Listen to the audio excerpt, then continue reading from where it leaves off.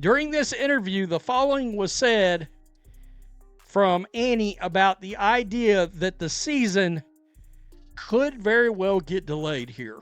Free agency is going to be a big part of the reason. I've been kind of ringing the alarm. Like it's kind of time to panic. There's a lot of stuff to do. And also there's an entire free agency to deal with. There's like 100 players that are free agents. Have you heard anything? Have you heard of teams starting to talk to players? I know that they technically can't make offers and such, but what have you heard on the free agency front? That's Annie Costabile from the Front Office Sports dropping a bomb that should have every WNBA fan's attention. The season could be delayed. Not might be.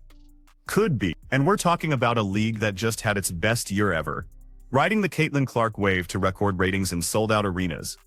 Now they're staring down the possibility of missing games because the players' union in the league can't get a deal done. Here's what makes this particularly insane. The WNBA has a proposal on the table. It's been sitting there since December. The players' union responded with their counter-proposal, and now everyone's just waiting. Waiting while free agency is frozen. Waiting while 100 players don't know where they're playing next season. Waiting while Unrival is happening in Miami with some of these same players who are supposed to be negotiating. Moment in the same way it is in the NBA. There hasn't been a ton of movement. There's a lot of reasons for that. We don't have to get into that today.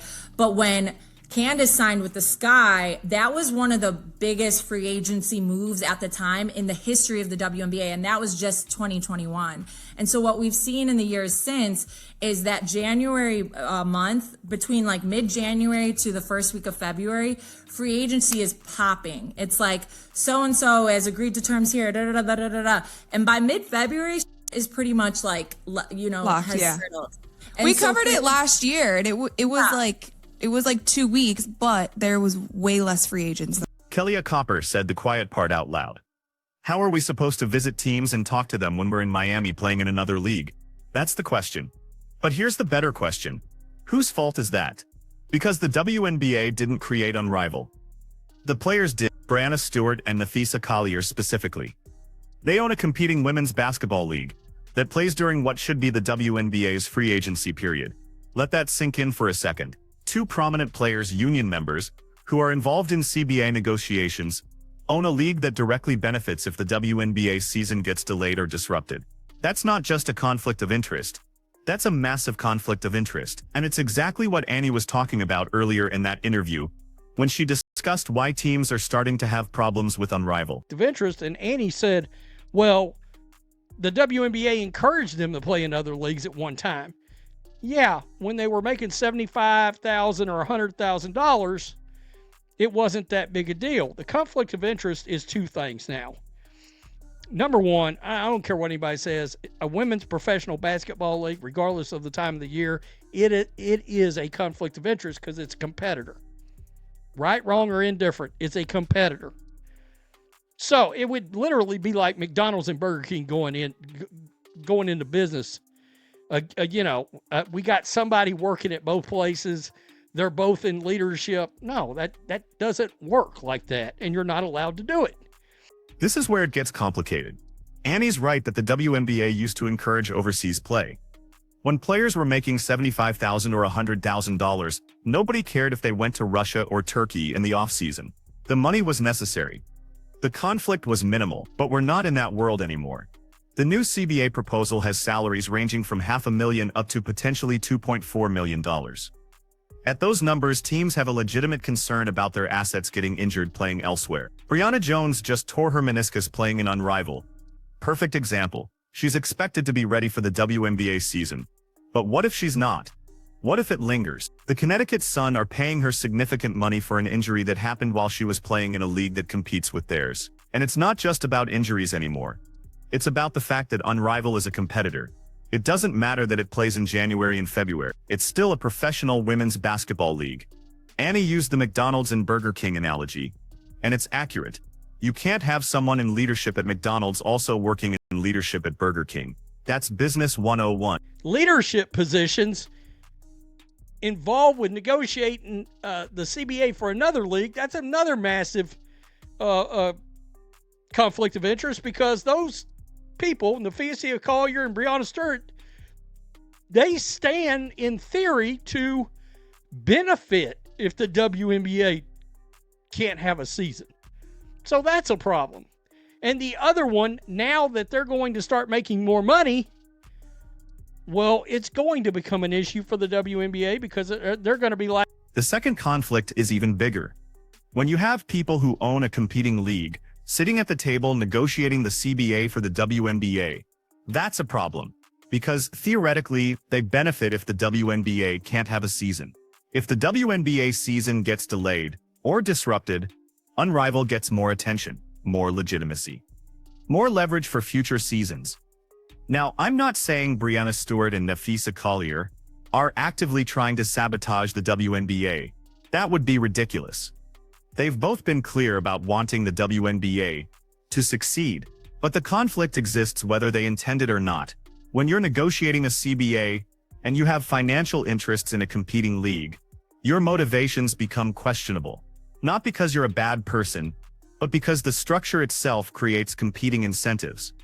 The WNBA owners see this. They have to. They're business people. They understand conflicts of interest. And they're probably looking at this situation, thinking, we're trying to negotiate a fair deal with people who might benefit if negotiations fail. My response to that would be, well, you better sign the CBA then, shouldn't you? I mean, I don't know what else to say. You've got a really, what I think is a really fair deal on the table. If you're that concerned about free agency and how you're going to have to get through that, probably a good idea to put some pen to paper and get that deal done. Here's the reality that nobody wants to say out loud. If this season gets delayed by even one game, it's a public relations disaster. Not just for the league, for the players too, because fans don't care about CBA negotiations. They don't care about revenue sharing percentages or charter flight provisions. They care about watching basketball. And this is the worst possible time for the WNBA to lose momentum. Last season was transformative. Caitlin Clark brought millions of new fans to the league. Attendance was up, ratings were up, merchandise sales were up. Expansion teams are being added. For the first time in the league's history, profitability seems achievable. Then Caitlin got injured in the playoffs, and you could see the air come out of the balloon. Ratings dropped immediately. Casual fans checked out. The league went back to being a niche product. Now imagine if the season starts late, or if games get canceled. Those casual fans aren't coming back. They'll move on to something else. The window closes. If they don't get that that's a horrible look, and that fans are already like checking out, especially after Caitlin Clark's injury last year, they don't need to do anything that is going to delay this season one solitary second of one game. That's a horrible idea for a league that is finally looking like it's turning the corner financially. And yeah, financially is really the biggest deal here. The owners have been subsidizing this league for 27 years. 27 years of losses. Not small losses either. We're talking about millions of dollars annually. They've done it because they believed in the product. They believed eventually the league would turn the corner financially. Last season suggested that corner was finally being turned. The Caitlin Clark effect was real. Sponsors were calling. Networks were interested. Expansion fees were being paid. The financial model was starting to work. But here's the thing about business. Investors are patient until they're not. If the players' union causes the season to be delayed, if they squander this momentum over CBA negotiations when there's already a fair offer on the table, some of these owners are going to start asking themselves, why am I doing this? Why am I losing money year after year for a league that can't get out of its own way? That's the existential threat nobody's talking about. Not whether the season gets delayed by a few weeks, but whether owners start walking away entirely. Oh, we finally see a light at the end of the tunnel with the media rights deal. We're going to start making money, provided the players allow us to make money. If we don't, that's it. Guys, make sure you go subscribe to Rachel Dometta's channel. I believe it's the Courtside Club. Maybe the channel's named after her. I'm not sure. Nonetheless, it's good content. It is. I mean, she doesn't have my mouth, but, she's actually out there, tied in with the NBA and WNBA. Things I couldn't care less about being I want to be able to be as fly at the mouth as humanly possible. That's just all there is to it. But hell of a good channel. Tell me what you think. Peace. I'm out. So let's bring this full circle. The WNBA has a proposal on the table. By all accounts, it's a fair deal. Salaries are increasing dramatically. Benefits are improving. The revenue share model is being restructured. The league is offering more than it ever has before, at a time when it's never been more financially viable. The Players' Union responded in December. Now it's late January, and we're hearing that if a deal doesn't get done by early February, the season will be delayed. Free agency is frozen. 100 players are in limbo. Teams can't plan. Coaches can't prepare. And meanwhile, some of the players who are supposed to be negotiating are in Miami playing an unrivaled. This is where Annie's point about the conflict of interest becomes critical, because the urgency that should exist in these negotiations isn't there. For most players, the urgency is real. They need to know where they're playing. They need to sign contracts. They need to plan their lives. But for the players who own Unrivaled, there's a built-in alternative. If the WNBA season gets delayed, they're still playing basketball. They're still making money. They're still in the spotlight. That's not malicious. It's just reality. When you have competing interests, your sense of urgency changes. And right now, the WNBA needs urgency. Here's what should happen. The Players' Union should sign the deal. It's a good deal. It's a fair deal.